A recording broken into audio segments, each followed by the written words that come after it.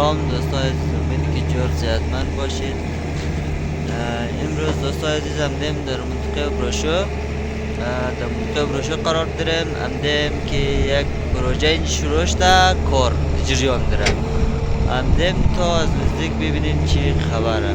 دوستای عزیز تا آخر برنامه را ما رو ببینید باشید. انا دوستای عزیز، اینا کارم که ادامه داره، آماده کاره دوستای عزیز.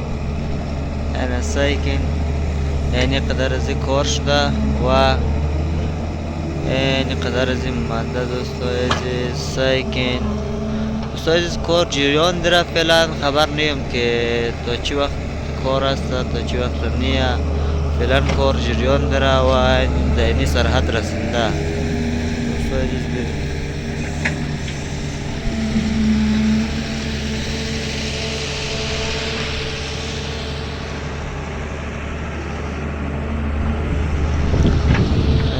دوستای عزیز شروع به کار شده و آماده کاره.